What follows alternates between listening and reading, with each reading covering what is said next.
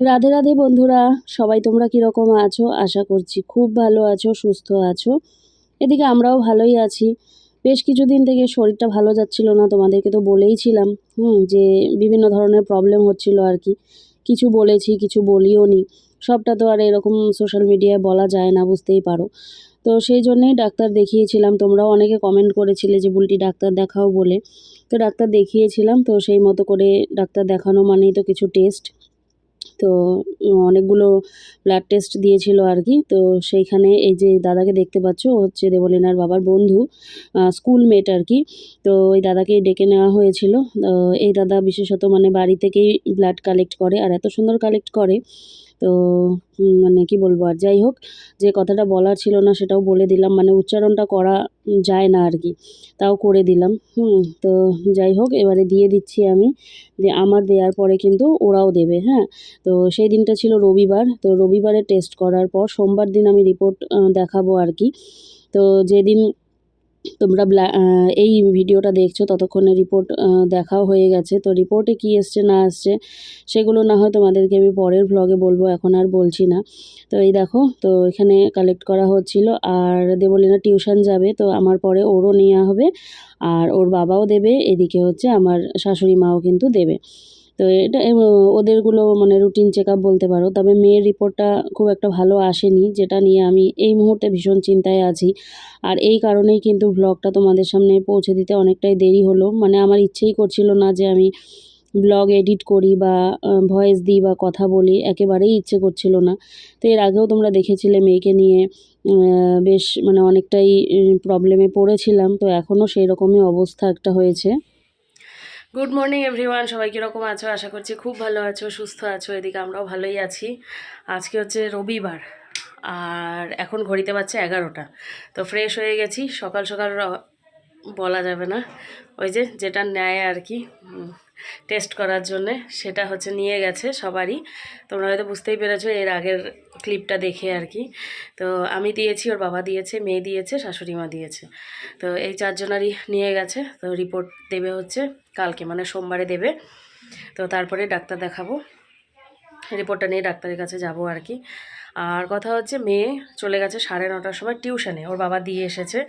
আগে ওটা দিয়েছে, দিয়ে তারপরে দুধ গরম করে দিলাম, দুধ দিয়ে কমপ্লেন দিয়ে খেয়ে কিন্তু টিউশন চলে গেছে। আর ওর বাবা দিয়ে এসেছে, এখন আনতেও গেছে, 11টা বেজে গেছে, ছুটি হয়ে গেছে। তো আনতে গেছে ওর বাবা, তার সাথে ওই যে ময়লার যে পোটলাগুলো থাকে সেই পোটলা দিয়ে দিয়েছি, যাও একেবারে ওই রাস্তাতেই ফেলে, ওখানে ডাস্টবিন রয়েছে বড়, তো ওখানে ফেলে তারপরে মেয়েকে নিয়ে চলে আসো। আর এদিকে বাজারঘাট তো হয়েই গেছে, এখন আমি কাটাকুটি করতে যাব। এত ঠান্ডা লেগেছে, মানে কি বলবো, হঠাৎ হঠাৎ করে এরকম হয়ে যাচ্ছে, আমার কান বন্ধ, নাক বন্ধ। এর আগেও কান নিয়ে ভুগলাম, তোমরা দেখলে। আবারও সেই সকাল থেকে ফিল করছি ভোরের দিক থেকে কান বন্ধ। তো যাই হোক, কী করার আছে, আর কিছু করার নেই। সারা রাত ঠিক করে ঘুম হয়নি, এমনিই ঘুম আসে না, তারপর আবার এই নাক বন্ধ কান বন্ধ এই নিয়ে কি আর ঘুম আসে? আশেপাশে গান চলে, ঠিক করে কথাও বলতে পারি না তোমাদের সাথে। ঠিক আছে, চলো এবারে কাজকর্ম শুরু করি। তোমরা আজকে রবিবারের ব্লগটা দেখতে থাকো। রবিবারের সকালবেলার এই যে খাওয়া দাওয়া, মাছ ভাজা, তার সাথে শাক। তো মা বললো যে তাড়াতাড়ি করে আগে শাকটা ধুয়ে বেছে দাও, তো সেটাই করি, সকালের খাওয়াটা হয়ে যাবে। তো সেটাই করেছিলাম। তো ভাত খেয়ে এসে কিন্তু সমস্ত রকম সবজি কেটে নিলাম। আজকে ওই পোলাও বলো বা ফ্রাইড রাইস বলো সেটাই হবে। আর তার সাথে মাংস আর মাছ তো হচ্ছে সকালেই আমরা সবাই ভাজা খেয়ে নিয়েছিলাম। তো দুপুরে হচ্ছে শুধুমাত্র মাংস আর বেগুনি, তার সাথে হচ্ছে ওই ফ্রাইড রাইস বা পোলাও যেটাই বলো। এই যে খেতে বসেছি, মাঝে আর কিছুই শ্যুট করা হয়নি। হ্যাঁ, তো এই সেই করতে করতে সময় কেটে যায়। এদিকে মেয়ের বাবা বাড়িতে থাকলে বুঝতেই পারো, তো সেই জন্য আর করা হয়নি। এদিকে দেখো খাওয়া বন্ধ করে, মানে খাওয়া শুরুই করেনি, এদিকে টিভি দেখেই চলেছে।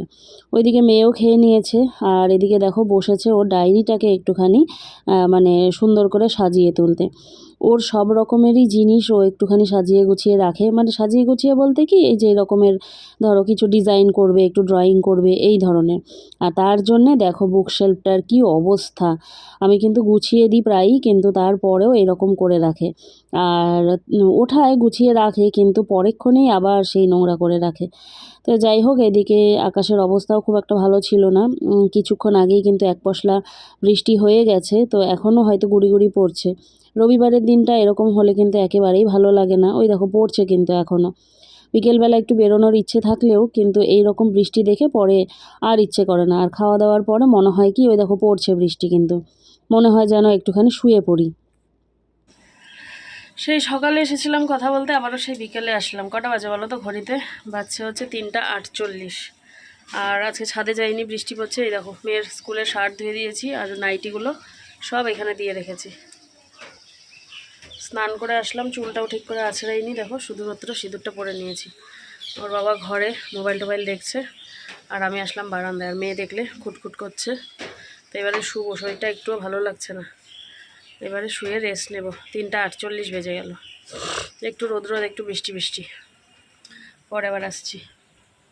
কিছুক্ষণ শুয়েছিলাম তো দিদি ফোন করলো। মায়ের বাড়িতে মাস্তুতো দিদি এসেছে। আমরা কিন্তু ছোটোবেলা থেকে একসাথেই বড় হয়েছি, বেশিরভাগ সময়টাই যেহেতু বাপের মাসির বাড়িতেই থাকতাম, তো সেই দিদির সাথেই ছোট থেকে বড় হওয়া।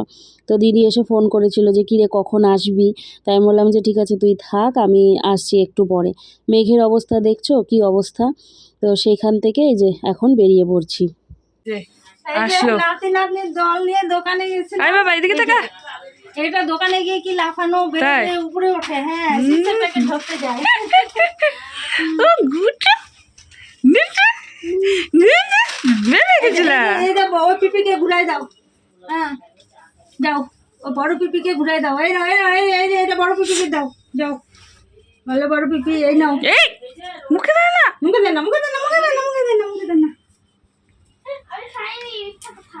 কি খাবি? দোকানে আমার হাত থেকে টাকা নিয়ে ফট করে মুখে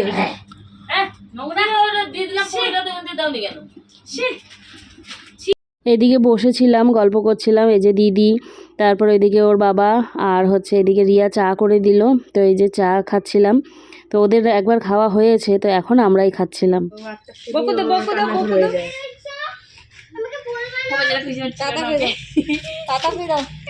টাটা বলো, টাটা বলো, টাটা টাটা বাবা, কি টাটা বলো, চোর টাটা টাটা টাটা। চল যা গোটে, টাটা বলো, টাটা।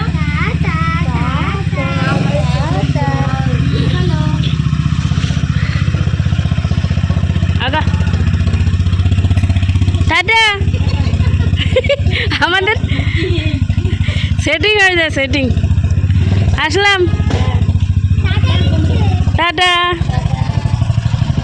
দিদিরা যখন খেতে বসলো তো মা আমাকে বললো গরম গরম ভাত করেছি, একটুখানি মাংস দিয়ে খেয়ে যা। তো দিদি মাংস এনেছিল, তোমরা মায়ের ব্লগে দেখেইছো। তো আমিও আবার সুযোগ বুঝে একটুখানি গরম গরম ভাত আর মায়ের হাতের মাংস দিয়ে খেয়ে এসেছিলাম। আর এতটা ভালো হয়েছিল মাংসটা, মানে কি বলবো আর, দারুণ হয়েছিল। তো এদিকে দেখো রুটি করে দিয়েছিলাম ওদের দুজনাকে। তো মেয়ের খাওয়া হয়ে গেছে, তো বললাম যে তোর থালা তুই মেজে রাখ।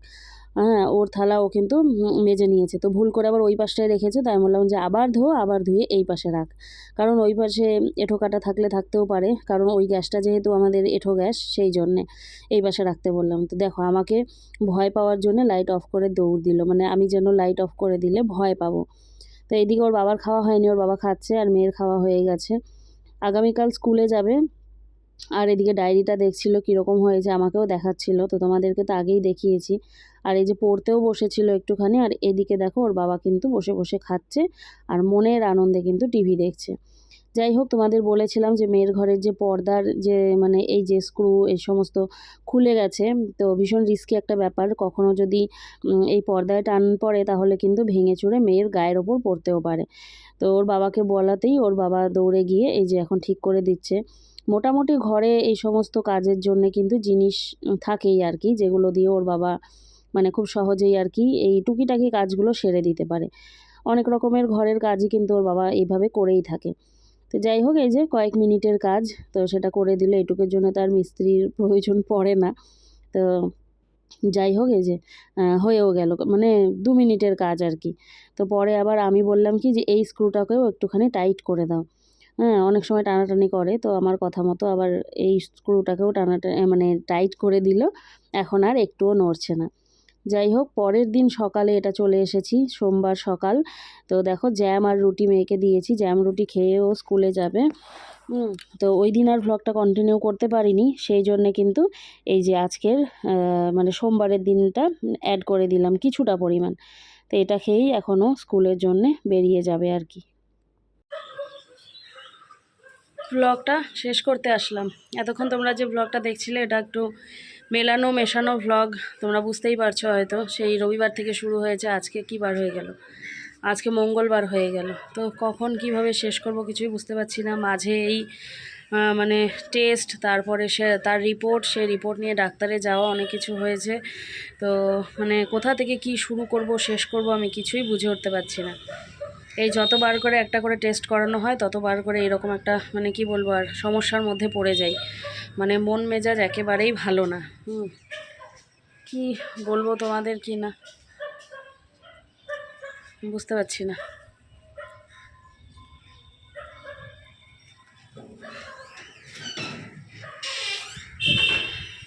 তো বিষয়টা হলো, মেয়ের আমার সবার টেস্ট করিয়েছিলাম, তোমরা দেখেছিলাম। মায়ের রিপোর্ট ঠিক আসছে, ওর বাবার রিপোর্টটাও একটুখানি খারাপ আছে, তো ডাক্তার দেখাতে হবে। আর আমার রিপোর্ট আছে মোটামুটি ঠিক। তো সেখানে ওই D3 এই সমস্ত ওষুধগুলো খেতে হবে আমাকে, ক্যালসিয়ামের আয়রনের অভাব শরীরে, তো সেগুলোকে করতে হবে আর কি। ওই জন্যই শরীরে হাতে পায়ে কোমরে জয়েন্টে এত ব্যথা। তো বুঝতে পারলাম কেন এত ব্যথা। তো ব্যথা আর হচ্ছে এই সমস্ত মাথা ঘোরানো, তো এগুলো সব কিছুর ওষুধ দিয়েছে। একটা ওষুধ বাকি আছে, তো সেই ওষুধটা আনতে আবার আজকে ওর বাবাকে পাঠিয়েছি। ওষুধটা অ্যাভেলেবেল ছিল না, তো আজকে যেতে বলেছে। ওর বাবা আবার প্রেসক্রিপশন নিয়ে বেরিয়েছে, রাতের বেলা ফেরার সময় ওষুধ নিয়ে ফিরবে। আর মেয়ের রিপোর্টটা একটু বেশিই খারাপ। মেয়ের হিমোগ্লোবিন খুবই কম, সেটা আমি তোমাদের না হয় পরের ব্লগে বলে দেবো, অনেকটাই কম। তো সেক্ষেত্রে ডাক্তারবাবু ওষুধ লিখে দিয়েছেন। আর কথা হচ্ছে মেয়েকে একটা টেস্ট দিয়েছে, তো মানে সেই টেস্টের কথা শুনে আমি একেবারে মানে অস্থির হয়ে পড়েছি। এরকম টেস্ট দিয়েছে হচ্ছে থ্যালাসেমিয়া টেস্ট, বুঝলে? তো সেটা কতটা মারাত্মক বা কী সেটা তোমরা সবাই জানো।